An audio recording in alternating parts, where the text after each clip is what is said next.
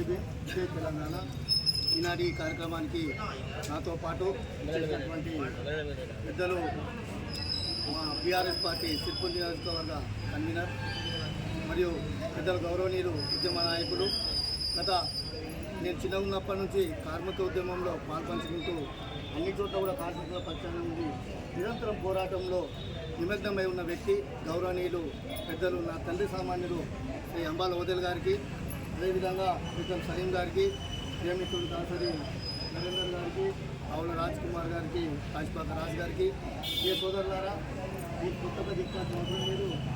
కాకపోతే మీకు యూనియన్ పరంగానే కాకుండా నేను వ్యక్తిగతంగా మీ బిడ్డని, మీ ఇళ్ళలో పెరిగిన బిడ్డని, మీ సాధక బాధకాలలో ఇళ్ళవేళ నేను కౌన్సిలర్ ఉన్నా లేకున్నా నిరంతరం మీ మధ్యనే ఉండి నా జీవితాన్ని మీతో గడపడానికి అద్భుతమై ఇదే ముఖాన్ని ఇంకోటి చెప్తున్నా, కార్మిక సోదరులారా మీ యూనియన్ కూడా ప్రత్యేకమైన ధన్యవాదాలు తెలుస్తూ నేను ఏ పార్టీలో ఉన్నా ఎక్కడ ఉన్నా ఎప్పటికైనా ఎన్ని రోజులకైనా మీ పక్షాన ఉండి సచ్చేదాకా మీ సభాముఖంగా తెలియజేస్తున్నాను.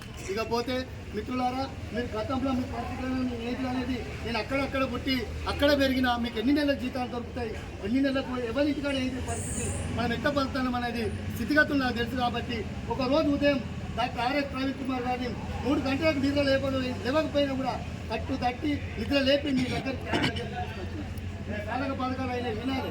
ఆయన ఒక పెద్ద నాయకుడు, ఒక విద్యావేత్త, ఒక రాష్ట్ర స్థాయి నాయకుడు. దీన్ని అసెంబ్లీలో ప్రస్తావించాలని ఆయన ఇక్కడ ఎమ్మెల్యే నిలబెట్టడం దురదృష్టవశాత్తు ఆయన ఓడిపోయిన ఆయన జ్ఞానం కానీ, ఆయన తెలివి కానీ, ఆయన వాయిస్ కానీ ఇక్కడికి పరిమితం కాదు, ప్రపంచ దేశాలైనా కోరుకుంటాను. ఈరోజు దురదృష్టవశాత్తు చూస్తే మన రాష్ట్ర పరిస్థితిలో మున్సిపల్ మినిస్టర్ కూడా లేడు. మున్సిపల్ మినిస్టర్ లేకున్న పరిస్థితి ఉన్నది. ఇక్కడ మున్సిపల్ వ్యవస్థ గురించి చెప్తారు 2 నిమిషాలు. ఇక పోతే మధ్యలో కూడా ప్రవీణ్ కుమార్ ఒకసారి ధర్నా చేసినప్పుడు వచ్చేది ఇక్కడ గుర్తున్నాను మీకు, నేనే తీసుకొచ్చిన వచ్చిండు. కలెక్టర్తో డైరెక్ట్ మాట్లాడి కలెక్టర్ ఏం చేస్తాడు, అక్కడ అప్పుడు ఆయన ఎమ్మెల్యే ఉంది, ఆయన చెప్పినట్టు కలెక్టర్ ఇక్కడ వస్తాడు అన్నారని అన్నం తిరిగిపోతుంది. ఇప్పుడు ఎవరు ఉన్నారు? ఇప్పుడున్న చైర్మన్ వ్యవస్థ ఎట్లా ఉందంటే, నాకు ఇంకోటి నిన్న మొన్న తెలిసింది, దుర్భాషలు ఆడింది. ఎంత ధైర్యం ఉంటే మన మీద దుర్భాషలు ఆడతారు? ఆ ధైర్యాన్ని మీరు తెచ్చుకోవాలి. మీరు ప్రతిసారి ఇంకొకటి కూర్చుంటారు, మాకు ఈఎస్ఐ పిఎఫ్ 2 కోట్ల పక్కా ఉన్నది, ఒక 3 నెలల జీతాలలో ఒకటి ఇవ్వగానే మీరు లేపుతారు. మన పరిస్థితులు ఉన్నాయి, సరే మన పరిస్థితులు ఉన్నాయి. మీరు ఇప్పుడు లేపుతారు, 1.5 నెలలు 2 నెలలు ఇవ్వగానే లేపుతాను, మళ్ళీ పోతాను. ఈఎస్ఐ పిఎఫ్ అయితే అక్కడ ఉంటాను. ఈఎస్ఐ పిఎఫ్ పెద్దలు చెప్పినట్టు వాడిని అయ్యే జాగిరి రాదు, మీ కష్టాల జీతంలో కట్ అయిన పైసలు వాడు ఎవడో వాడుకోవడానికి అని ఒకసారి మీరు చిత్తుంటే మీ వెంట మేమున్నాం. మీ వెంట మీరు ఏకైతే ఆడికి ఎన్ని రోజులు చెప్తాం, మీ హక్కుల గురించి మీరు పోరాడండి, సాధించడానికి మేమున్నాం మీ వెనుక. మా వెనుక ప్రవీణ్ కుమార్ ఉన్నాడు. ప్రవీణ్ కుమార్ వెనుక రాష్ట్రం ఉన్నది. కాబట్టి మిత్రులారా, ప్రతిసారి మీరు 3 నెలల జీతాలు రాగానే కూర్చుండి మాకు 2 కోట్ల బకాయి ఉన్నది, నువ్వు ఎప్పుడు ఇస్తావు, ఆయన వస్తాడు, మీ బకాయి తొందరని చెప్తే ఎమ్మెల్యేతో మాట్లాడి అక్కడ మాట్లాడు. మీరు గ్రాంట్స్ గురించి మినిస్టర్ దగ్గరికి పోయినా ఎక్కడికి పోయినా గవర్నమెంట్ వాళ్ళది ఉన్నది, చైర్మన్ వాళ్ళ వ్యక్తి ఉన్నాడు, కౌన్సిల్ వాళ్ళు ఉన్నారు. ఇప్పుడు అంతకుముందు ఎమ్మెల్యే కూడా వాళ్ళ మనిషి ఉన్నాడు, ఎమ్మెల్సీ కూడా వాళ్ళ పార్టీ వాడు ఉన్నాడు. మీకు ఎందుకు చేయరాదు? దమ్ముంటే పనికిరాని మూసినది మంచిగా చేయడానికి లక్షల కోట్లు కేటాయిస్తున్న ఈ ప్రభుత్వం స్థానిక మున్సిపాలిటీకి సమస్య ఉందని ఎమ్మెల్సీ కూర్చుంటే, ఈ మాజీ ఎమ్మెల్యే కూర్చుంటే మీకు వచ్చే 3 కోట్లు రావా? 3 కోట్లు పెద్ద లెక్కన రాష్ట్ర బడ్జెట్లలో అని అది మీరు లేదు. ఇంకొకటి చూస్తారు పెద్దలు అన్నట్టు, ఈ డిసెంబర్ నెలతోటి వీళ్ళ కథం, వీళ్ళు మళ్ళీ నిలబడ్డ గెలవ దేవుడు లేదు.